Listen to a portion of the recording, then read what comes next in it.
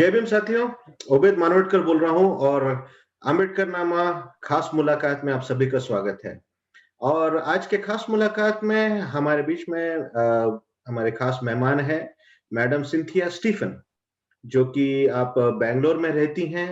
आप एक एक्टिविस्ट हैं, लेखक हैं, सामाजिक कार्यकर्ता हैं और एक स्वतंत्र पत्रकार हैं और पिछले 25 साल से फुले अम्बेडकरी सामाजिक समता के आंदोलन में कार्यरत है।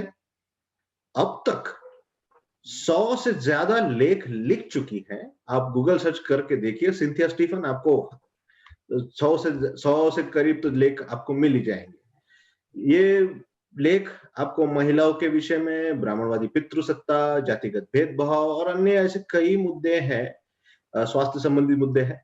तो इन सब मुद्दों पर वो लेख लिख चुकी हैं। कई पुस्तकों जो एकेडमिक किताबें हैं, उसमें इन्होंने अपने योगदान दिए हैं। और अपने चैप्टर्स जोड़े हैं और खासकर जो बहुत ही बहुजन समाज में चली किताब है फॉरगॉटन लिबरेटर, सावित्रीबाई फुले के स्ट्रगल्स के ऊपर, तो उसमें भी इन्होंने अपना योगदान दिया है। इन्होंने भी कुछ चैप्टर्स जोड़े हैं। साथ ही साथ कई किताबों का कन्नड़ और तेलुगु भाषा में भी अनुवाद कर चुकी है। शानदार। और इन्हें तो मैडम कहना तो उचित नहीं होगा। मैं तो इन्हें अम्मा ही कहता हूँ। हमारी माँ है हमारे आंदोलन में और इनसे सीखते हैं हम, इनसे प्रेरणा लेते रहते हैं हम युवा पीढ़ी। और अम्मा, ये हमारे लिए बहुत सौभाग्य की बात है कि आज आप हमारे चैनल में अम्बेडकर नामा में आप आई हो और ये सही में बेहतरीन और मेरे लिए तो सौभाग्य की बात है। मैं बहुत खुशनसीब आज महसूस कर रहा हूँ और आप है सामने तो नर्वस भी हूँ कि आपको अभी क्या सवाल पूछूँ और क्या कैसे करूँ, क्योंकि माँ के सामने बेटा क्या बोले, है ना? और क्या सवाल करे, तो ये भी है। तो पर ठीक है अम्मा, हम फॉर्मेलिटी करनी है चैनल के लिए, है ना? हमारे हमारे अम्बेडकर नामा के दर्शकों के लिए। अगर एजुकेट होना है तो मैं अकेला क्यों हूँ? समाज भी एजुकेट हो आपके विचारों से। तो ये आपके लिए तो सीधा-सीधा है। पहला प्रश्न यही है कि अम्मा, आप अपने बारे में बताइए, ऐसी क्या बात थी जिससे आपने इस क्षेत्र को चुना और अपना संपूर्ण जीवन 25 साल लगा दिए और अभी तक का आपका सफर कैसा रहा? आपने कहाँ से शुरुआत की और आज कहाँ पर हो और कैसे? प्लीज़ अपने जर्नी के बारे में, अपने यात्रा के बारे में ज़रूर बताइए। अम्मा। बिल्कुल, बिल्कुल। जय भीम, जय ज्योति, जय सावित्री, जय यीशु मसीह, और जय बलिराजा। ये सब बोलते हुए मुझे बहुत खुशी होती है क्योंकि ये सब हमारे प्रेरणा है, और इन्हीं लोगों की प्रेरणा से हमारी काम आगे बढ़ रही है। लेकिन शुरुआत तो तब हुआ जब मैं शायद 6 छठी क्लास में पढ़ रही थी और मेरी मम्मी ने मुझे एक पुस्तक प्रेज़ेंट किया कि जो पंडिता रमाबाई की आत्मकथा थी। मतलब आत्मकथा नहीं, बायोग्राफी थी।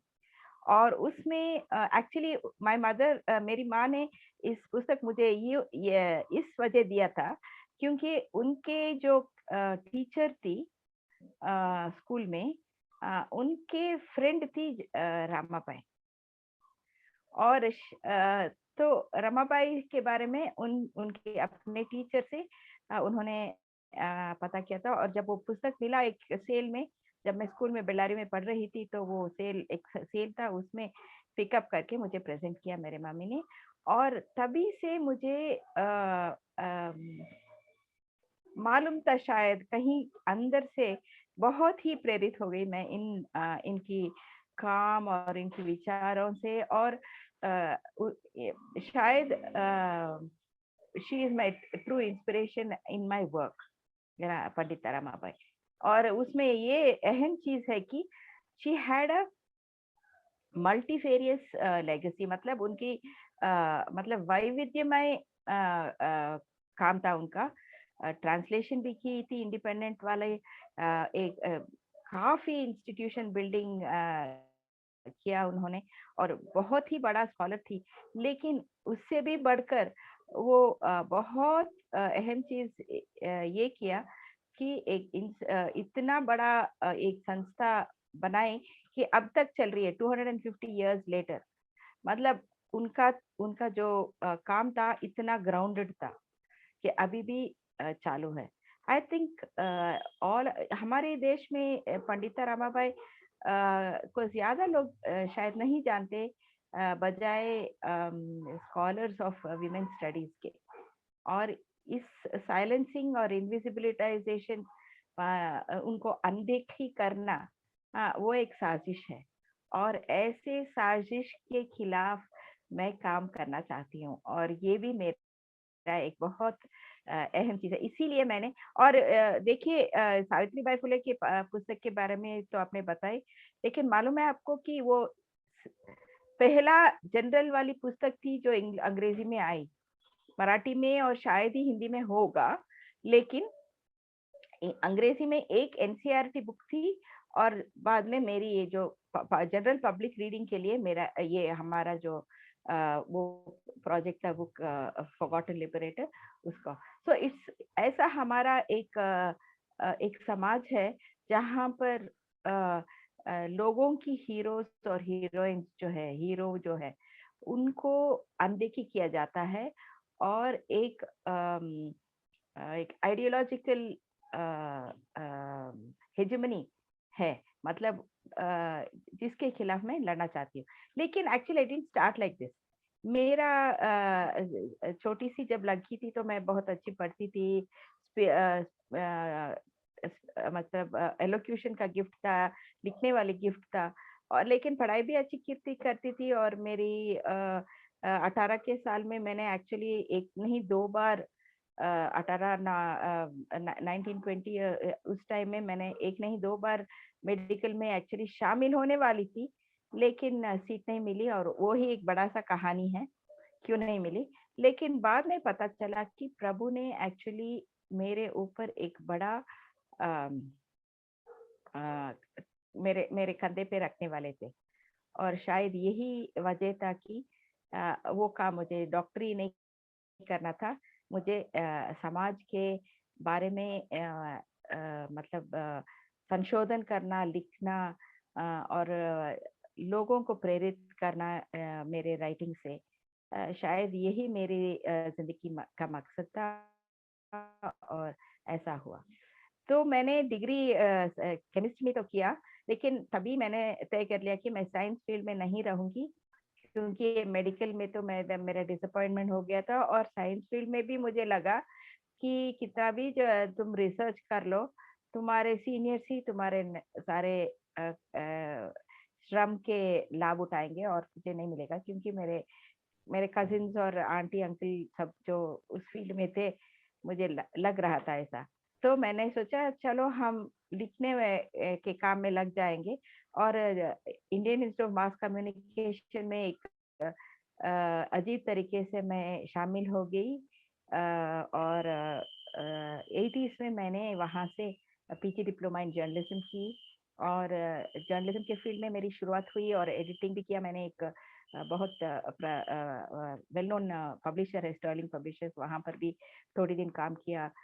और प्रोब इंडिया मैगजीन ऐसा एक है, उसमें भी मैंने थोड़ी देर काम किया। उसके बाद मैं बैंगलोर वापस चली आई, और तभी से मैं फ्रीलांस राइटिंग शुरू कर दी। तो उसके बाद ज्यादातर मेरे आर्टिकल्स एनजीओ सेक्टर में शामिल हो गए। कम्युनिकेशन में 4-5 भाषा बड़ी फ्लुएंसी से बोल लेती हूँ। और इसके वजह से मुझे एक एनजीओ में काम मिला, क्योंकि ग्राउंड लेवल पे काम करना है तो बातचीत लोगों के साथ उनकी भाषा में करें, ये जरूरी है। तो इसके वजह से मैं एनजीओ सेक्टर में शामिल हो गई कई साल।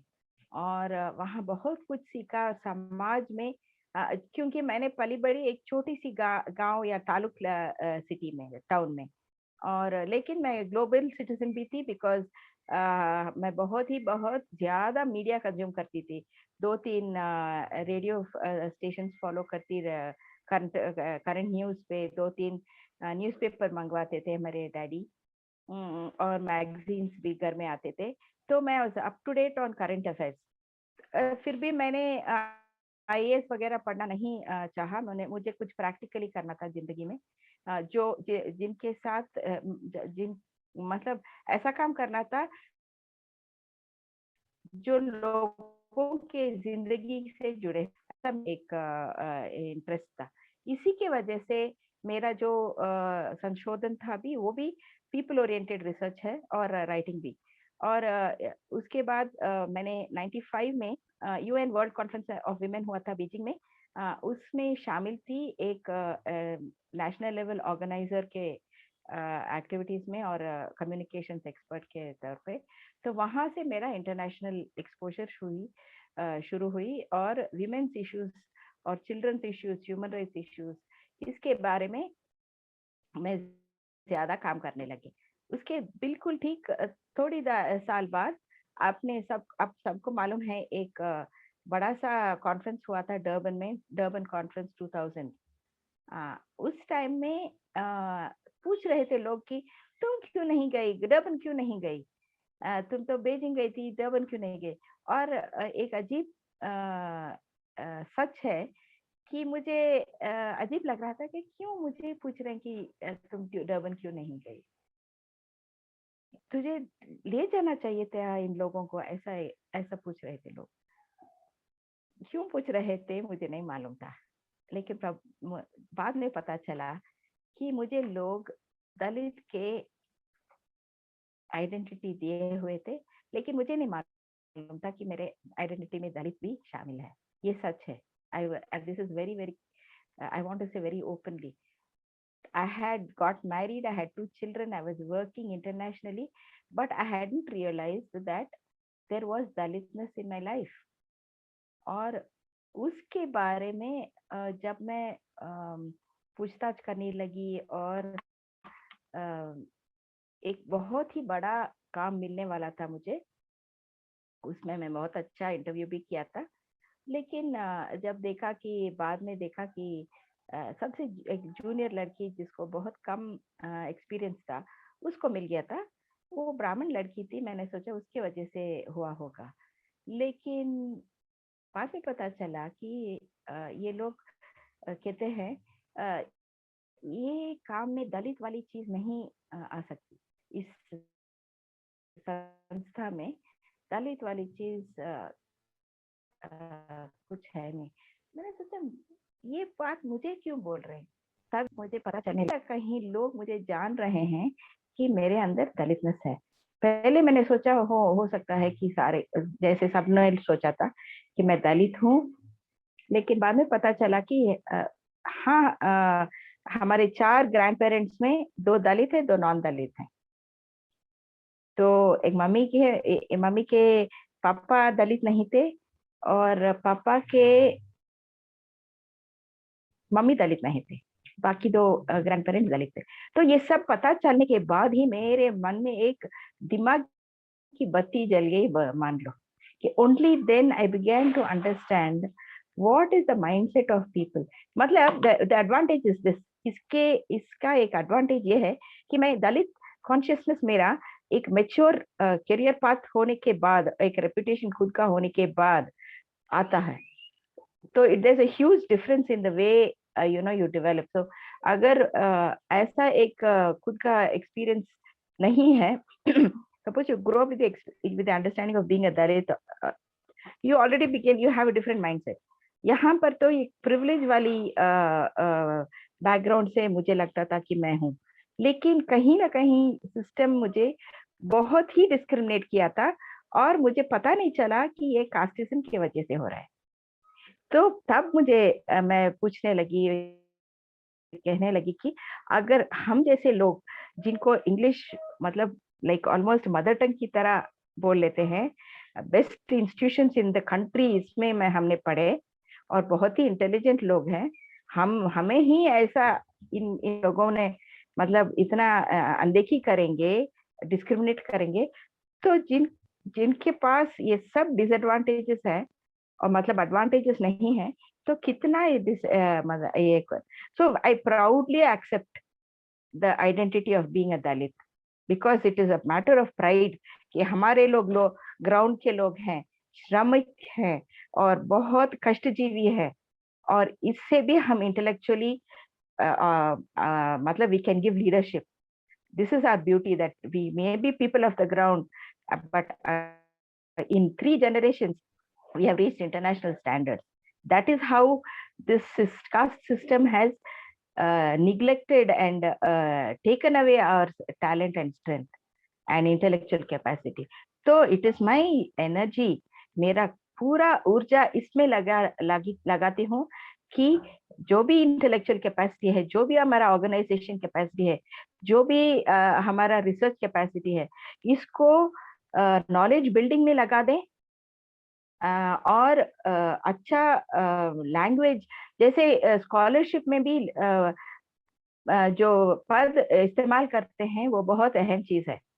सो जैसे अपर कास्ट, लोअर कास्ट, अरे ऐसे कैजुअली नहीं इस्तेमाल करना है. सवर्ण, अवर्ण, अरे why do you accept those categories?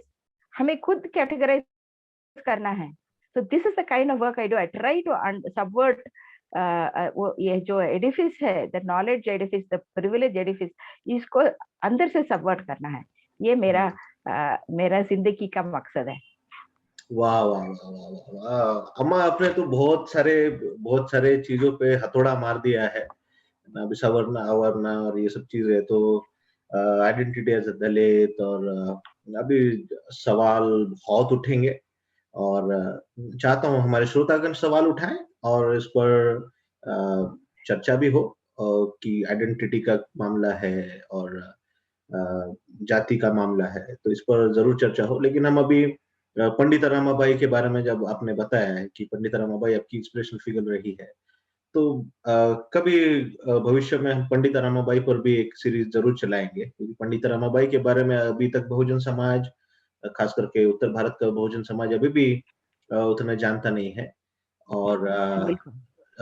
पंडित रमाबाई महात्मा ज्योतिबा फुले समकालीन थे, और उस टाइम की बात है ये. और ठीक है, हम वो उस विषय पे बात नहीं करेंगे, लेकिन आपके अभी तक की जो यात्रा है, अभी तक का जो आपका सफर रहा है, ये बहुत ही प्रेरणादायी है. और मैं उम्मीद करता हूँ कि इससे आने वाली पीढ़ी को और प्रेरणा मिले, महिलाओं को प्रेरणा मिले, और आपके जीवन के माध्यम से कई लोगों को प्रेरणा मिले, और वो आंदोलनकारी बने और क्रांतिकारी बने, बिल्कुल. है ना? बिल्कुल. तो अभी एकदम से पहले सवाल में क्रांति तो शुरू हो जाएगी ऐसा तो है नहीं. एक दिन में क्रांति होती नहीं है, क्रांति को जीना पड़ता है, ना. और वो सब है.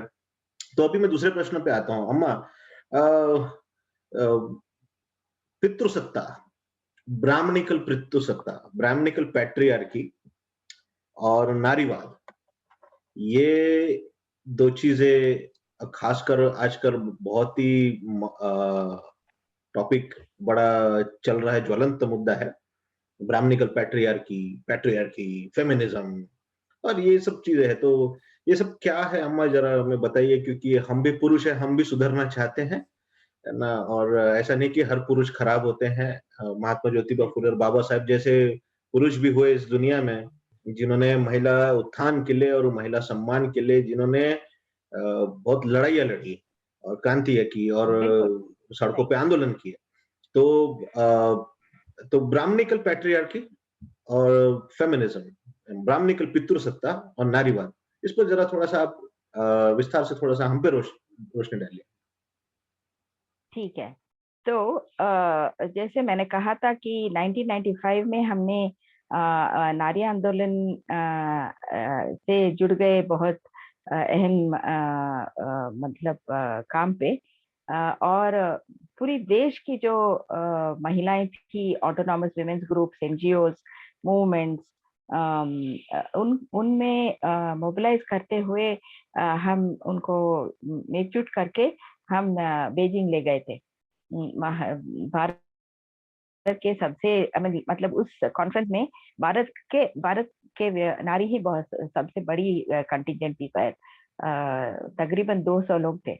और उसमें मुझे एक्चुअली तभी तो ये global dimensions of gender inequality, मतलब पूरे विश्व में जितना मतलब यौन संबंधित असमानता है, उसके बारे में मुझे बहुत डायरेक्टली पता चला सबको ऐसा मौका नहीं मिलता है। मुझे आई एम ग्रेटफुल के ऐसा एक बहुत ही है मौका मिला। और इसके वजह से मैंने बहुत ज्यादा इसके बारे में सोचना और पढ़ना शुरू किया था। और 19 उस वहाँ होते हुए वापस आने के बाद मैंने कहा मुझे एक दो जगह पे काम पे बुलाए थे, बाद में डिसइंटरेस्ट दिखा रहे थे। मैंने सोचा ये क्या कारण है। तब मुझे लगा कि शायद मेरे पास एमए नहीं है इसके वजह से। तो मैंने एमए पढ़ ली विमेन स्टडीज में। और तो वहाँ आते तुरंत मैंने क्वालिफिकेशन कर ली एमए में। और विमेन स्टडीज के जो मैंने जब मैं मटेरियल पढ़ने लगी तो मुझे लगा हम खुद की पढ़ाई से हम 8 साल आगे हैं, और जो सिलेबस में हम पढ़ रहे हैं और एग्जाम दे रहे हैं वो बहुत पीछे रह गया है। मतलब मुझे आई बिगैन टू अंडरस्टैंड कि मैं थॉट लीडर हूँ इस फील्ड में। और इसीलिए मैं, और बहुत लोग भी मुझे रिकग्नाइज कर रहे थे। और उससे उसके साथ साथ ये जेंडर का जो एक मुद्दा है, एनजीओस और इंटरनेशनल एजेंसीज उसके ऊपर बहुत काम कर रहे थे। बहुत फंडिंग था उस टाइम पे 90s में, 80s या 90s, ज्यादातर 90s में जेंडर के ऊपर बहुत काम होता था। बहुत ही कटिंग एज रिसर्च होता था। और इन सब में हम शामिल थे, और writing and teaching. I became a gender trainer, क्योंकि ग्राउंड लेवल पे जो एनजीओ होते हैं उनको जेंडर पर्सपेक्टिव बिल्ड करना मेरा काम हो गया। तो कई ऐसे तकरीबन मैंने 20-25 साल 1990 1995 से ही शुरू कर दिया, 1996 से ही शुरू कर दिया।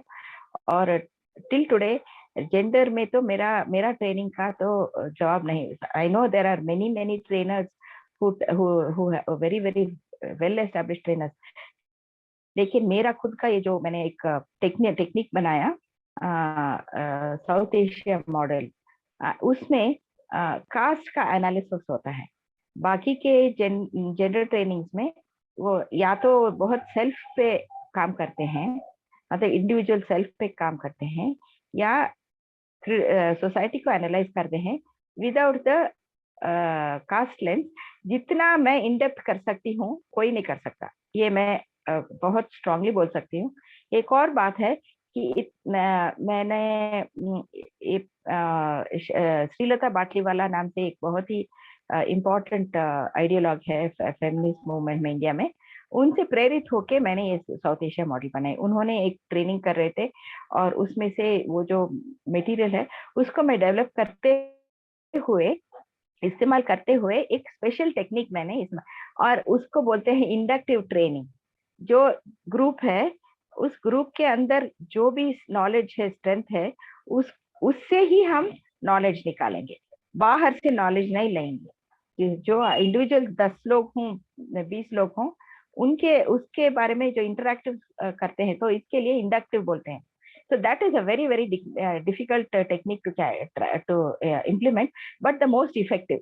Also बहुत ही स्किल बिल्ड करते हैं उसमें, टेक्निक टेक्नोलॉजी। सो इस जेंडर ट्रेनिंग से हम बहुत मतलब बहुत लोगों को मेरे बारे में जानकारी मिली। और मेरे ट्रेनिंग इतना इफेक्टिव है कि किसी और ने साउथ एशिया मॉडल में एक्सपर्ट बन गए मेन स्ट्रीम लोग, और इंटरनेशनल कॉन्फ्रेंस भी करवाते हैं। लेकिन ओरिजिनली हमारा वो जो मेथड है हमसे सीख के वो ट्रेनर बन गए। खैर वो अलग बात है। So I have been a thought leader, that's what I am trying to say. और इसके बीच मुझे जब मैं एमए पढ़ रही थी, एक कॉन्टैक्ट क्लासेस पे कर मैंने एक्सटर्नली किया था। तो कॉन्टैक्ट क्लासेस में गई थी इंटरव्यू यूनिवर्सिटी में, तब एक फ्रेज सुनने को मिला, दलित फेमिनिज्म। और मानो या ना मानो, मेरे बीच में एक माय गट जस्ट, पता नहीं ऐसा विसरल रिजेक्शन हुआ इस टर्म का, कि क्या ये दलित और फेमिनिज्म इतना क्यों हो रहा है rejection, why is my psyche rejecting this term. तो थोड़ी बहुत सम वीक्स मुझे सोचना पड़ा उसके बारे में। बाद में पता चला कि जो मैं दलित के बारे में जानती हूँ और जो फेमिनिज्म के बारे में जानती हूँ, इन दोनों में पानी और तेल का मतलब रिश्ता है. They don't mix. That is why the rejection. So this is the term. So I still feel, I know the term Dalit feminism is very familiar, क्योंकि फेमिनिज्म ही एक इन अ वे आजकल तो हेजेमोनिक बन गई है एक ये ideology in a way. I don't mean it in a negative sense, ये अच्छा भी है. And I firmly believe in feminist principles, but I want to clarify कि there is no one feminism. Feminism is a there are many feminisms. और हमारे भारत में जो हमारे भारतीय नारी के अंदर जो नारी आंदोलन नारीवाद चलती है, वो ज्यादातर it is led by elite women. मतलब जो वीमेन डोमिनेंट कम्युनिटी के होते हैं, इनके आइडियोलॉजी से चलती है. तो वो एजेंडा सेट करती है. देखिए हमारे आंदोलन में क्या क्या अच्छे अच्छे अचीवमेंट्स हैं. रेप लॉ में सुधार लाए थे, मतलब, और women at the work place के बारे में उन्होंने कानून लाया. प्रॉपर्टी मैटर्स में बहुत अच्छा काम किया है. और ये सब मुद्दे और डाउरी, मतलब डाउरी के खिलाफ जो वो चलता है आंदोलन, वो बहुत इफेक्टिवली किया है, और मोबिलाइजेशन भी उसके बारे में. लेकिन ये सारे के सारे चीज urban middle class privilege communities के हैं, जो जिसके पास प्रॉपर्टी नहीं है, जिसके पास डाउरी का कल्चर नहीं है, जो काम ऑफिस में काम नहीं करेगी. इन सबको ये सारे अचीवमेंट से क्या लेना देना कानून. तो मतलब एजेंडा सेटिंग और स्ट्रगल्स और इश्यूज. लेकिन हमारे श्रमजीवी औरतें, ओबीसी औरतें, बहुजन औरतें जो कि खेत में काम करते होंगे, घर में काम करते होंगे, उनका क्या इश्यूज है. उनका इश्यूज है lack of security, physical security, और lack of income, lack of access to health. ये women's main stream women's movement का कभी भी मेन मुद्दे नहीं रहे. डोमेस्टिक वायलेंस बहुत बड़ा मुद्दा है, अभी भी है, ऐसा नहीं कि नहीं है. लेकिन किसको है? ज्यादातर मिडिल क्लास औरतों को, रेस्पेक्टेबल औरतों को. जो औरत ये नॉन रेस्पेक्टेबल है, वो भी चिल्लाएंगे घर में, ये भी चिल्लाएंगे. लेकिन जो बहुत सुशील बनना चाहती है, वो रहन सहन करके हुए, मतलब सहना उसका ये होता है, मतलब उसका ट्रेडमार्क होता है, और इसके ऊपर ज्यादा वायलेंस किया जाता है ना. तो domestic, these are all particularly middle class urban privileged issues of these. Those have been the key issues. And why do I say that the women of the feminist movement of India have not mainstreamed the real issues of the Dalits and the Dalit women? देखो, खैरलांजी एक है, मैं इस खैरलांजी को, so I cannot forgive the Indian women's movement for their invisibilizing and ignoring that. Why? Because they were Dalit women, no? The perpetrators were middle caste people, no? हम human नहीं है ना. और लास्टली जजमेंट भी ऐसा ही आया कि उसमें rape was not proved. Rape was not proved and caste violence was not proved. So there was a conviction, but what was the nature of the judgment that was given? Did it give true justice? Did it acknowledge that the women were horribly mob lynched and raped? And why is that? ऐसा क्यों है कि हमारे justice system नकारती है इस बात को? और जब मथुरा रेप केस आया था, ऐसा बात हुआ था. It was so bad that one professor, Upendra Bakshi, got so disturbed by the remarks passed by the judge while giving while acquitting the accused, कि उन्होंने एक प्रोटेस्ट आर्टिकल लिखा, और उसके बाद हमारे फेमिनिस्टों ने उसको मुद्दा उठाया और रेप लॉ बदल दी गई. लेकिन मैं कहती हूँ, अभी भी क्या रेप लॉ अदर्ड वुमन के खिलाफ काम करती है या नहीं करती है? बिल्कुल, it is against the women also, क्योंकि the who is taking the rape to court, who is the victim of rape, who is the one who is surviving and struggling with rape? It is Dalit women. Is the court giving justice to us? SC/ST prevention of atrocities act के अंदर बहुत ज्यादा उसके खिलाफ provision है। क्या उनको ये सब न्याय मिलता है? रजिस्टर करने में ही बहुत मुश्किल है, पैसे देके बंद करवाना, सप्रेस करना चाहते हैं। तो क्यों ये सब हमारे नारीवादी आंदोलन नहीं चुनती है ऐसी चीज? क्योंकि दे आर अदर वीमेन। और ये अदरिंग का जो बात है, मैं उसके ऊपर मैंने एक बहुत अहम आर्टिकल लिखा है। हो सके तो मैं कहूंगी किसी को, ओबेद को टाइम हो तो ओबेद को या किसी और स्कॉलर को मेरा एक बहुत इंपॉर्टेंट आर्टिकल गूगल पे मिलेगा आपको, India the idea of nation and the subaltern Indian women. उसमें मेरा ये थीसिस है कि हमारे जो नेशनल स्ट्रगल है उसमें सिटीजनशिप जब इमेजिन किया जाता है तो वो औरत को जो एक इमेज है, हमारी देश मदरलैंड है, भारत माता है। भारत माता कैसी है? सुजलाम सुफलाम मलयज शीतलाम तस्य श्यामलाम मातरम।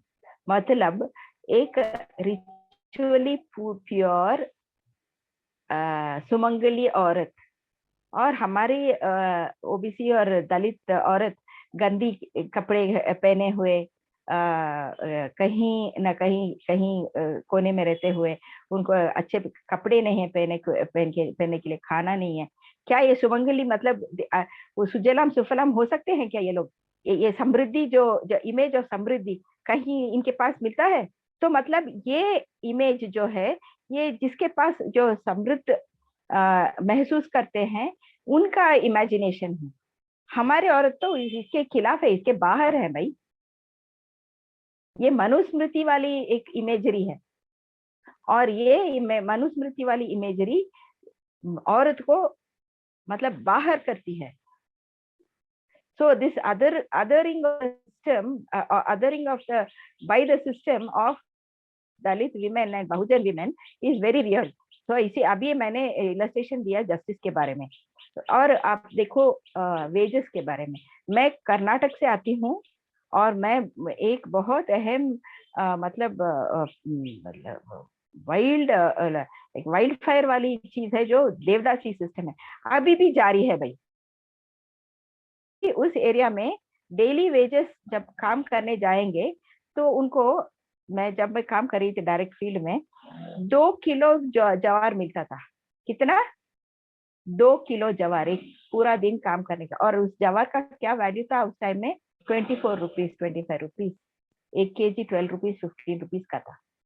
तो आप काम करने जाओगे तो 2 किलो जवार मिलेगा। खाना is it possible to survive with 2 kilo of jowar? और अगर पैसे मांगोगे तो 40 रुपए, औरत को 30 से 40 रुपए मिलेगा और मर्द को 100 रुपए मिलेगा। Impossible to survive. मतलब उसको दे आर फोर्स्ड, सबके सब मिले हुए हैं, पॉलिटिशियंस मिले हुए हैं, लैंड ओनर्स मिले हुए हैं, बिजनेस पीपल मिले हुए हैं, एक लिविंग वेज नहीं मिलेगा। या तो तुम सेक्सुअल लेबर करो या मरो। और इसी वजह से women are pushed, women and girls actually, not even women, entire Dalit landless people जो है, जिनके पास कोई लाइवलीहुड रिसोर्सेस ना हो, सारे के सारे वो लोग ऐसे काम पे लगे। आपको देखे, इट्स नो एक्सीडेंट कि border areas of Karnataka and they are very dry, resource poor areas, पानी नहीं है, क्रॉनिकली ड्राउट प्रोन है। और वहां पे आपको देखी जाएगी कि ये दलित औरतें और लड़कियां ये काम करेंगे। तो it is a societal collective decision to make them a victim of their selfishness and greed. और एंड द सिस्टम वो तो है, वो बैन किए हुए हैं, लेकिन अभी तक वो जारी नहीं करते और हेल्पलेस कंडीशन में लोग और अभी भी लड़कियों को उसमें ढकेल रहे हैं। हुआ ना एक ये एग्जाम्पल। तो why are all these issues not burning issues in our women's movement?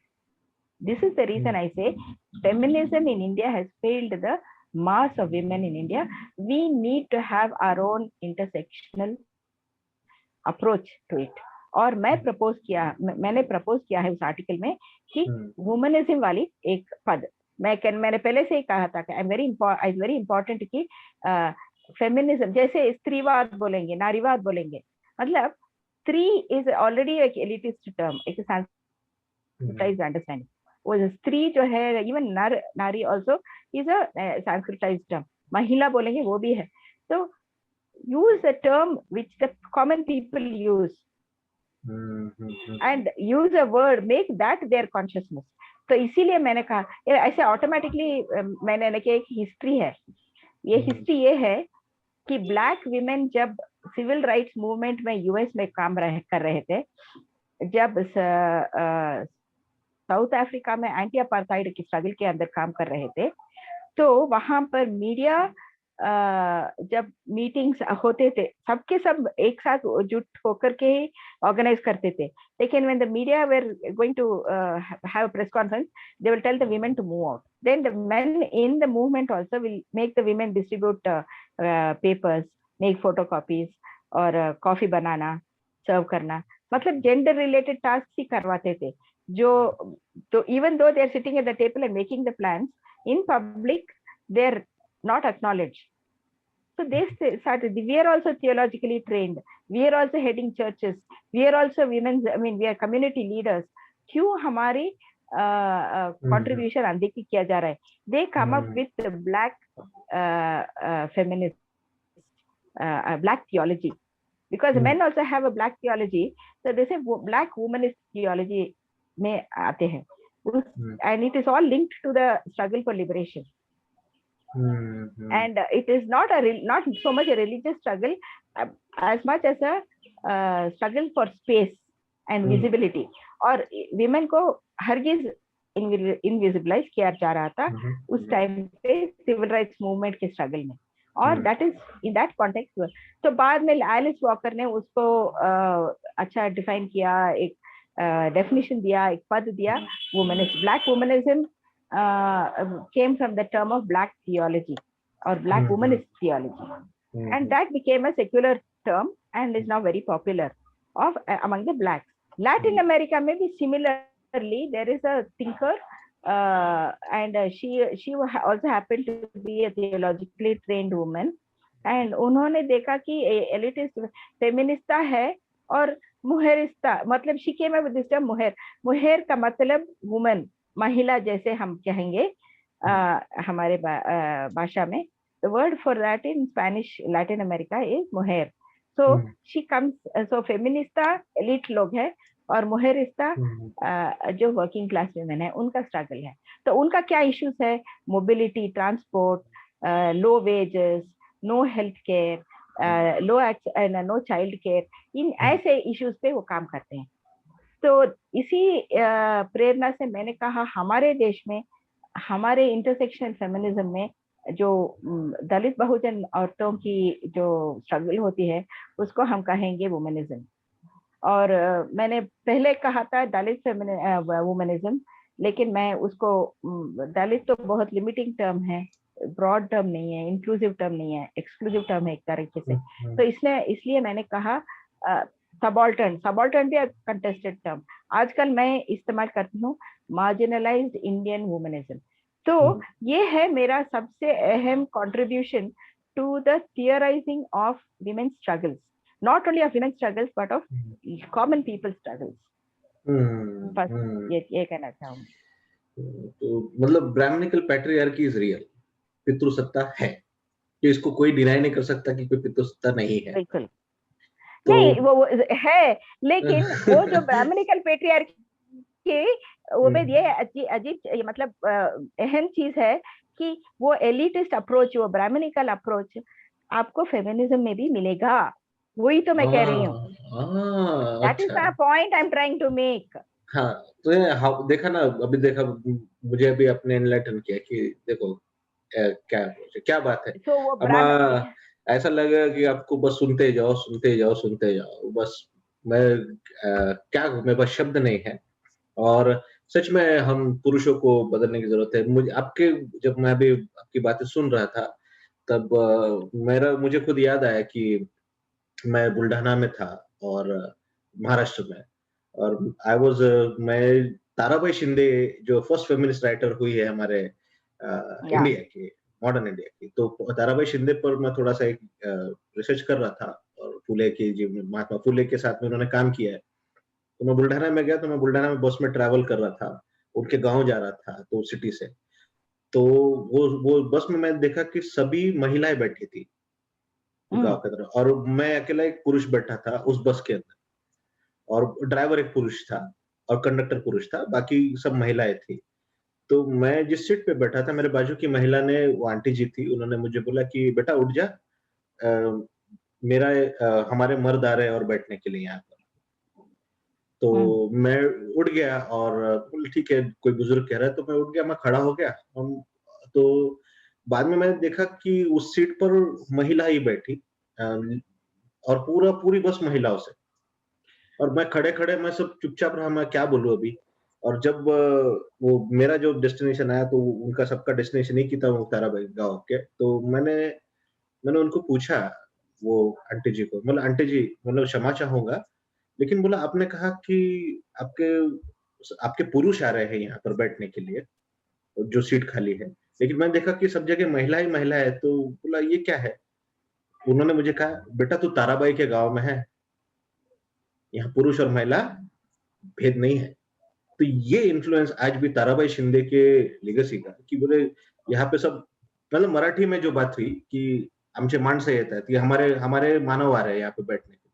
तो एक्चुअली उसका ट्रांसलेशन ये होता है हिंदी में। बट मेरा जो अंडरस्टैंडिंग कि मैं हमारे पुरुष आ रहे हैं, तो बोले कि यहाँ पे कोई, यहाँ जेंडर इक्वालिटी की जगह पे है, तू ताराबाई के गाँव में है बेटा, ऐसा नहीं बोलना कभी। बढ़िया बढ़िया बढ़िया, हाँ, बहुत अच्छा। तो ये कहानी मुझे याद आ रही है। तो इंटरसेक्शनल फेमिनिज़्म, वुमेनिज़्म, जो टर्म आप करना चाहते हो, उसके लिए बहुत-बहुत आपको शुभकामनाएँ, और हम चाहते हैं कि ये टर्म अगर स्वीकार्य योग्य हो समाज के लिए, तो समाज स्वीकार करे। मैं आगे के सवाल की ओर बढ़ता हूँ अम्मा, कि तो आपने यही बता दिया कि अभी क्या, तो मेरा सवाल भी वही था कि क्या आपको लगता है कि नारीवादी आंदोलन, फेमिनिस्ट आंदोलन, खास करके आज के परिप्रेक्ष्य में, बात करते हैं मी टू की, मी टू मूवमेंट की, तो क्या मी टू आंदोलन सभी भारत के महिलाओं के साथ कर पाया? अगर किया है तो क्यों किया है? अगर नहीं किया है तो क्यों नहीं किया है? और उसका कारण क्या है? थोड़ा उस पे रोशनी डालिए अम्मा। आप या आपको आपको एक द वायर में या मेरा एक आर्टिकल मिल जाएगा इसके बारे में। द वायर ने मेरे से एक आर्टिकल लिखवाई, हुँ, कि मी टू मूवमेंट में दलित औरतों की अनदेखी हो रहा है क्या, ऐसा। मैंने कहा एक्चुअली ये जो struggle for gender justice and struggle against sexual violence have been only sustained by Dalit women अब हुँ, तक, क्योंकि बाकी के लोग उसको सप्रेस करते हैं, हुँ, हम प्रतिभटना करते हैं। हुँ, Dalit women revolt against sexual violence, they do not easily accept it. हुँ, हुँ, हुँ, हुँ, तो ये समाज का जो ये एक रवैया है कि दलित वुमेन को अनदेखी, उनके प्रॉब्लम्स को अनदेखी, उनके इश्यूज को अनदेखी करना इसके वजह से नहीं है। जब विमेन लाइक देम, मतलब जो एलिटिस्ट टाइप विमेन, उनका इश्यूज बन गए, हुँ, हॉलीवुड के हो, इंडस्ट्री के हो, हुँ, ऐसे ऐसे आएंगे, तभी तो मीडिया उसको टेकअप करेगी, तब मीटू आएंगे। हुँ, हुँ, सच, असल में मी टू वाली पद किसने किसने कॉइन किया था? तराना बर्क ने किया था, एक ब्लैक हुँ, लड़की, हुँ, many hmm, years hmm, earlier. When did hmm, it hmm, become popular? Much later, when an actress raised the issue of a very powerful Hollywood producer, है ना, हैरी वाइनस्टाइन के खिलाफ। वो जो it was only after that people reminded कि ये Me Too movement जो है, this term was raised by a black woman organizer in a small town to support women from the community who had been raped or experienced some kind of sexual violence. तो देखो, so far even the term is ours बाबा। तुम क्या me too के बारे में बोलते हो? जारी है लेकिन अनदेखी किया जा रहा है। अब किसी को हो गया पावरफुल वुमेन को, तब मीटू जाकर के पूरा का पूरा 24 आवर 24/7 मीडिया कवरेज मिलेगा। Reels and reels of paper print हो जाएंगे, न्यूज़पेपर मैगजीन में कवर पे जाएंगे, और हम कुछ नहीं है क्या? कैरलान की औरतें की माँ बेटी का अपमानित और रेप नहीं हुआ था? क्यों अनदेखी किया गया? क्यों हाथरस? क्यों आसिफा? क्यों क्यों ऐसा क्यों हुआ? Because how come even now the women's movement only now they're beginning to pick up? हम चिल्ला चिल्ला कर बोल रहे थे 15-20 साल, किसी ने नहीं उसको, हम अकेले, we were like a voice in the wilderness, boss, I would say. So this is the way we have maintained the struggle, kept the flag flying, kept the torch burning. Even when nobody was speaking, we have been struggling and speaking. It's not only about me, I'm saying us, because it's not me, Cynthia, no. So many women, brave women have stood up. And research भी है कि ऐसा क्यों होती है मालूम? Why are Dalit women and girls targeted?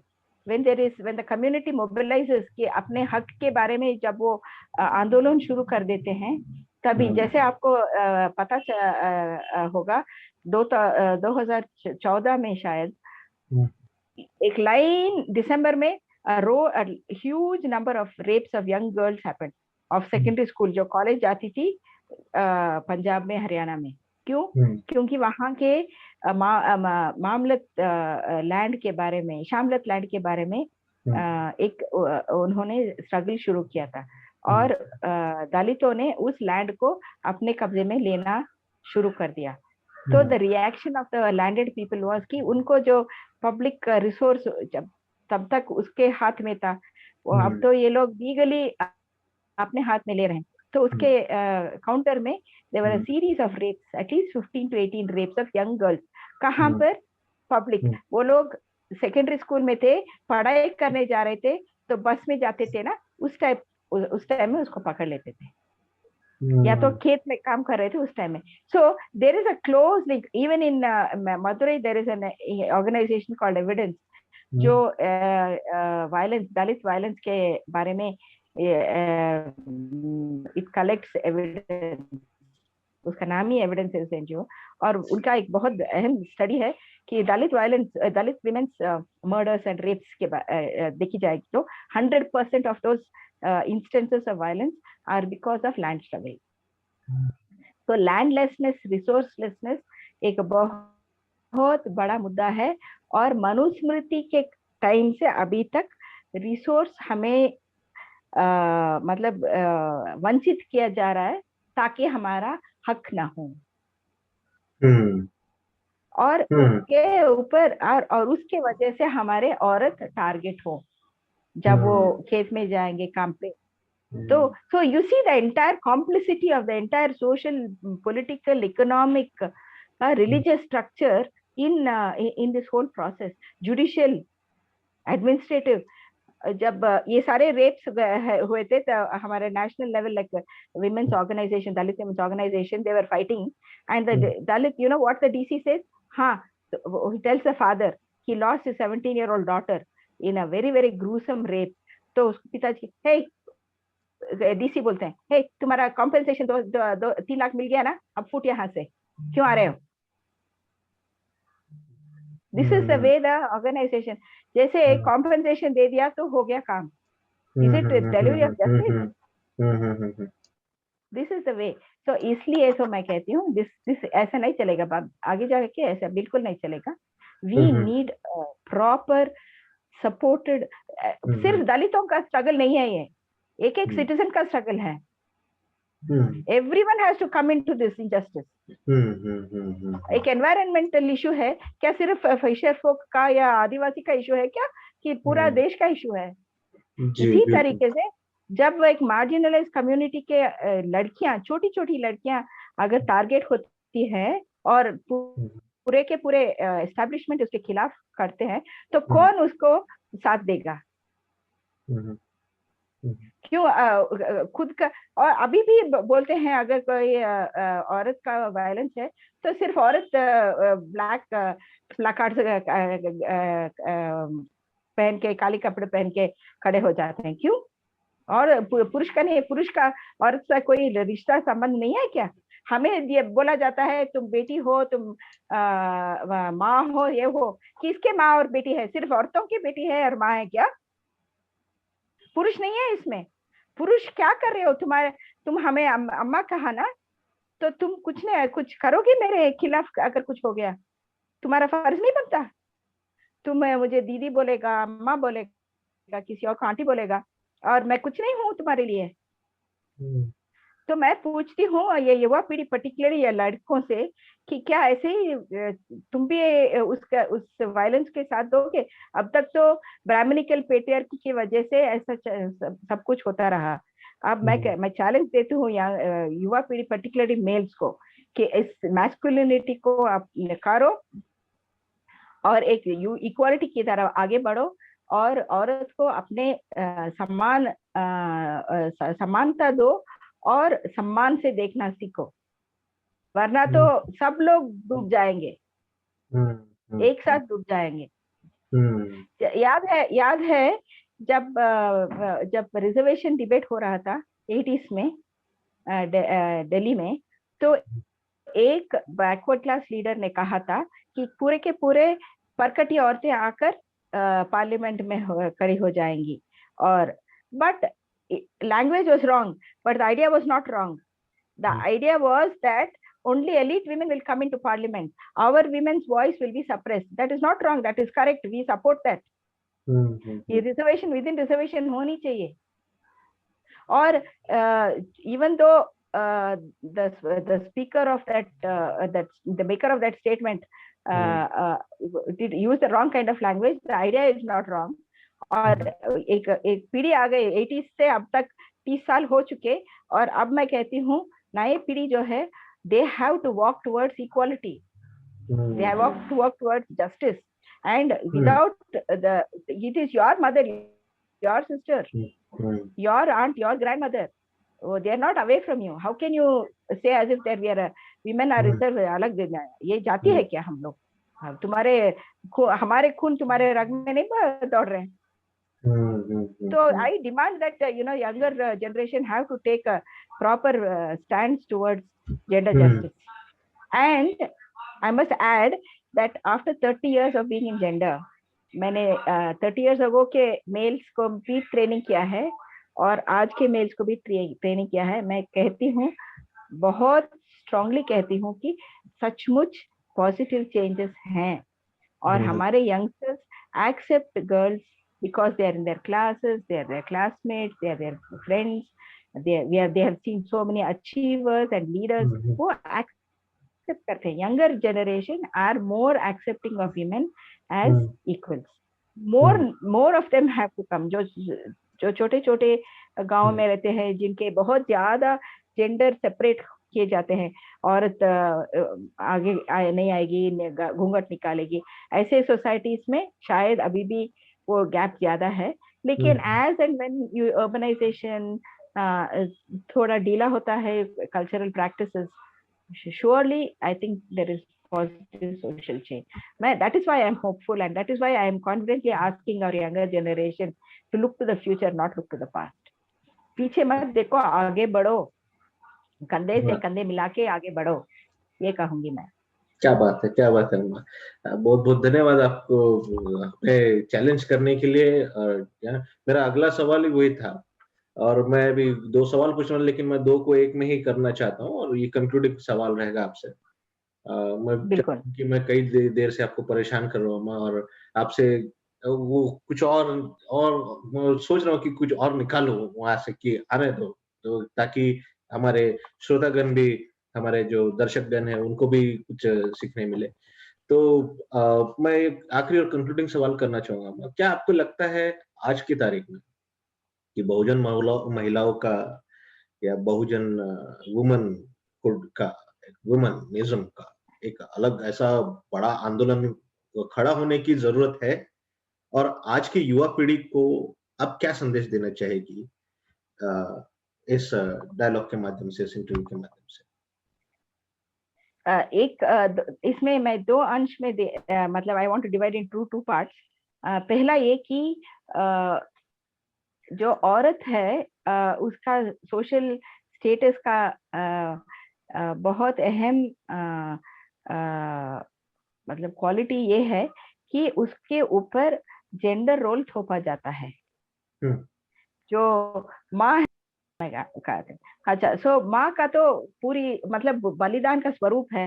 हाँ, कुछ उनकी जान देकर के भी मतलब there is a lot of expectation of motherhood and मतलब फादरहुड के ऊपर इतना एक्सपेक्टेशन नहीं होता है। आप जरा सोच लो क्यों सिर्फ मदरहुड को आइडियलाइज किया जाता है।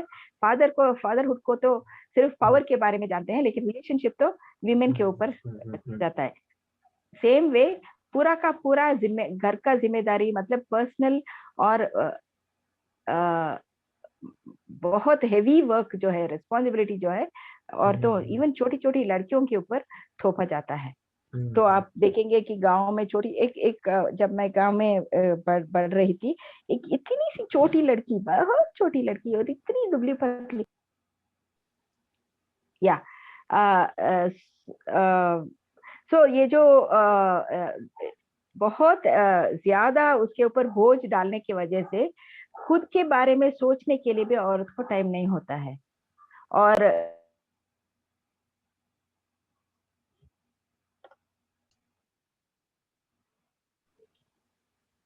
Okay, sorry about that. तो मैंने कह रही थी मैं कि इतना बोझ डालने से दो चीज होता है। एक तो अनइक्वल लोड होता है। तो आप देखिए जैसे एक गाड़ी है, बैलगाड़ी है, तो दोनों व्हील तो एक ही साइज, जरूरी है कि वो एक ही साइज का हो। एक बड़ा एक छोटा नहीं चलेगा ना। इक्वालिटी इसी के वजह से है। सो सब समाज में, घर में, कहीं भी हो तो दोनों पहिए को इक्वल कैपेसिटी, लोड, रिस्पॉन्सिबिलिटी रहना चाहिए। तो men and women need to collaborate like equal with the same amount of opportunity. इस इमेज को आप मन में रखेंगे तभी तो आगे प्रोग्रेस, विकास होगा। वरना तो एक बढ़ता जाए। या तो एक और एग्जांपल है, देखिए हमारे दोनों हाथ है, राइट हैंड में ज्यादा पावर होता है, लेफ्ट में जरा कम होता है, लेकिन देखने में ऑलमोस्ट इक्वल। ऐसा नहीं कि ये राइट हैंड बहुत ज्यादा पावर, इसको ये ज्यादा साइज का है और ये कम, लेफ्ट का साइज कम है, नहीं है ना। तो वो तो ऑकवर्ड दिखता है, ऐसा नहीं होना चाहिए। That is why even nature provides for equality. और इसी की वजह से हमारे समाज में, पर्टिकुलरली युवा पीढ़ी से, लड़कियों और लड़कों दोनों से मैं ये गुजारिश करूंगी कि एक दूसरे को इक्वालिटी के आंखों से देखो। और माँ बाप तो आजकल शायद इक्वालिटी ऑफ अपॉर्चुनिटी दे ही रहे हैं, ऐसा नहीं कि नहीं है, लेकिन अपने खुद के इंटरेक्शंस में ये false values, colour, skin colour, पैसा, जरा ये वो टैलेंट, ये सब, you have to value the person as they are. और एक दूसरे को एक्सेप्ट करना बहुत जरूरी है। And set a high good standard for each of everybody and maintain that standard. उससे कम मत जाना, उससे ऊपर ज्यादा जजमेंटल ना होना। सबके साथ समानते से पेश आओ, यही मैं कहूंगी, या लड़का हो या लड़की हो। और ज्यादातर लड़कों पर एक इम्पोर्टेंट रिस्पॉन्सिबिलिटी होगी कि वो अपने माइंडसेट के ऊपर काम करें, ताकि वो मतलब they become active participants in social change and transformation, not passive. Because social change and transformation हो रहा है, औरतें उसको शेप कर रहे हैं, मार्जिनलाइज कम्युनिटी उसको शेप कर रही है। एक कॉन्जर्वेटिव एलिमेंट जो है उसको सप्रेस करने जा रही है। अब सब देख ही रहे हैं, आंखों के सामने है सबके साथ। और किसको मतलब जो बहुत सुंदर है, जो बहुत बोलती है, वो उसको बहुत जो कॉन्जर्वेटिव व्यू पॉइंट देगी, उसको मीडिया बहुत हाईलाइट करेंगे. तो people like Kangana will become very popular, और उनको बहुत हजारों क्या लाखों क्या करोड़ों फॉलोअर्स आएंगे. लेकिन जो Sen people who are talking in a sane manner, who are talking in a balanced manner, उसका क्या? What about women? Celebrities ही होने दो. There are lots of women who have come out in public about Me Too, who are struggling for themselves. Like in Kerala film industry, there are many women who are facing boycott because they have stood up against the sexism of some of their male colleagues. उनको support करो ना, इससे बढ़कर तुम्हारा क्या हो सकता है देन. तो ऐसा आप लोगों का अपने मन में समानता की दृष्टिकोण लाओ, और ज्यादातर सेक्सुअलाइज मत करो सबको. Look at people as human being. सबको सिर्फ सेक्सुअल ऑब्जेक्ट की तरह मत देखो. लड़कों भी लड़कियों को ऐसे देखते हैं, और लड़कियां भी लड़कों को, मतलब fair and handsome, fair and lovely. That is एक ना एक दिन वो कट ही जाएगा, चल जाएगा. Beauty is passing but your character will remain. Character का मतलब ये है कि तुम एक सबको एक सपोर्ट बनोगे. एक people look up to you as a supporting, as a responsible, as a dependable person, एक reliable person, as an effective person. And that you can be at any time. हम सब जानते हैं कि हमारे एल्डरली ग्रैंड मदर्स होंगे, aunties होंगे, mothers होंगे, जो अनपढ़ हो सकते हैं लेकिन बहुत केपेबल होते हैं. पूरा का पूरा घर अपने आप संभालते हैं. क्यों? Because I have strength of character. ये स्ट्रेंथ ऑफ कैरेक्टर हमें जितना भी उनको सप्रेस किया जाए, जितना भी उनको डिनाई किया जाए, एक्सेस एजुकेशन नहीं है, फिर भी by the didn't of their hard work and character पूरे परिवार को वो आगे लाते हैं. हम बहुत सारे ऐसे हमारे सामने लाइफ में देखे होंगे एग्जाम्पल्स, और they must be our inspiration. The women, the mothers of our communities who have struggled doing. एक बात मैंने बताना ही भूल गया, और लाना भी चाहिए था मुझे.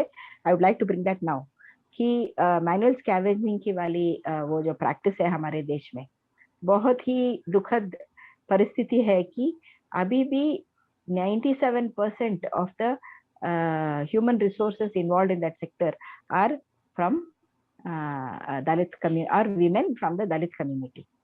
And उसमें मुझे एक बात मुझे बहुत बुरा लगा कि पुरुष का भी बहुत उसमें रिस्क है. परसों भी 3 लोग हमारे बैंगलोर में, not Bangalore, Ramnagar neighbouring district में 3 लोग सुएज के अंदर गए और मर गए. ऐसे क्यों है? ऐसा क्यों है? क्यों पूरा the whole world, only in India we have men dying in sewage? How can that be? Why? And men from that community who work in manual scavenging, they don't get insurance. आपको मालूम है, पता है, insurance company उसको deny करती है health insurance, क्योंकि उसका लाइफ स्पैन 45, 50, 60 के अंदर. बुजुर्ग नहीं मिलेंगे आपको. मैनुअल स्कैवेंजिंग किया हुआ बुजुर्ग कहीं नहीं मिलेंगे. They all die at a very young age. Most of these families are sustained by the work and the labor of the women. Why? And it is women from that kind of background whose children are doing brilliant work. Why? Because of their hard work and sacrifice. So the human capacity is not so easily suppressed. इतना disadvantage होते हुए भी हमारे पास बहुत examples है जो बहुत brilliantly international स्तर पे काम कर रहे हैं प्रोफेशनल्स के अंदर. So we really need to value our own people. We cannot एक पर्सन को देखते हुए अच्छा सारे के सारे यूनिफॉर्म में, स्कूल यूनिफॉर्म में हो, या just women passing by their clothes, you cannot make out whether they are Dalit और not. So how the hell you can distinguish a person by saying that they are impure and unclean? I'm sorry, that is not the way. Younger generation is within this generation, within another 10-15 years, we want to see this the equality come, and the younger generation be an example to the older generation. That is what I want to say about in closing. बहुत-बहुत धन्यवाद Cynthia अम्मा और आपने हमें इतनी सारी बातें बोली है। उम्मीद है कि हम सब अमल में लाएँगे। मैं तो मेरे पास शब्द नहीं है कि मैं क्या किस अ, बात के लिए मैं सही में मैं दिल से शुक्रगुज़ार हूँ। मैं पर्सनली दिल से शुक्रगुज़ार हूँ और थैंक मेरी यू। उम्मीद है कि हमारे दर्शक लोग जो हमें सुन रहे हैं, वो भी ज़रूर आपके शुक्रगुज़ार होंगे और अ, मैं आपका केवल सिर्फ़ धन्यवाद ही बोल सकता हूँ। अभी आपका ज़्यादा समय नहीं लूँगा। मैं बस यही कहना चाहता हूँ कि अ अ, हम सब फुले और बाबा साहब को आदर्श मानें और जिस तरीके से उन्होंने अपने ही घर की महिलाओं का पहले तो घर से महिला सम्मान की जब बात होती है, तो सबसे पहले अपने घर से शुरुआत होती है। तो बिल्कुल, आइए हम अपने अपने घर के साथ ही शुरुआत करें। महात्मा फुले कहते हैं कि जब तक तुम अपने घर की महिलाओं का सम्मान करना नहीं सीखते, तब तक तुम बलिराज को और समतामूलक समाज को तुम रियलिटी में तुम देख नहीं सकते। और इसलिए हम बिल्कुल, बिल्कुल। हम अपने महिलाओं का सम्मान करें और सम्मान करें मतलब इन द सेंस उनकी पूजा नहीं करें, पूजा-पाठ ना करें, लेकिन उनको देवी ना बनाएँ। उनको उनको उनको ये समझे कि इंसान ही समझे कि हम पुरुष हैं, पुरुष और स्त्री में कोई मतभेद नहीं है, कोई ये सब दोनों बराबर है, बस बराबरी का दर्जा मिले और इसी से महात्मा ज्योतिबा फुले, बाबा साहेब भीमराव अम्बेडकर, पेरियार और जितने हमारे महानायक हैं, नायिकाएँ हैं, इन सब का सपना पूरा हो और प्रबुद्ध भारत हम बन सके, इसी की कामना करते हैं। सिंथिया अम्मा आपका और बहुत-बहुत मैं शु एक जी, एक मैं उसके दो एक और बात जोड़ना चाहूँगी जी, कि सावित्रीबाई फुले और पंडिता रमाबाई और रमाबाई अम्बेडकर इन सारे मतलब प्रेरणादायक महिलाएं हमारे साथ और हमारे सामने हैं। एक अच्छे तरीके के एग्जाम्पल्स हैं। जी, उनको भी याद करते हुए मैं जी। विदा लेना चाहती हूँ। बहुत-बहुत शुक्रिया सिंथिया अम्मा हमारे साथ जुड़ने के लिए और आप सभी दर्शकों का बहुत-बहुत शुक्रिया कि आपने हमें सुना थैंक और इस इंटरव्यू के लिए हम आपका तहे दिल से आभार मानते हैं और आप सभी को जय भीम और देखते रहिए अम्बेडकरनामा। चैनल को सब्सक्राइब करें और आपको अगर ये इंटरव्यू पसंद आता है तो आप गाँव-गाँव में इस संदेश को फैलाएँ। शेयर। ये हमसे कामना करते हैं। सभी को जय भीम। आप सब स्वस्थ रहें, सुरक्षित रहें।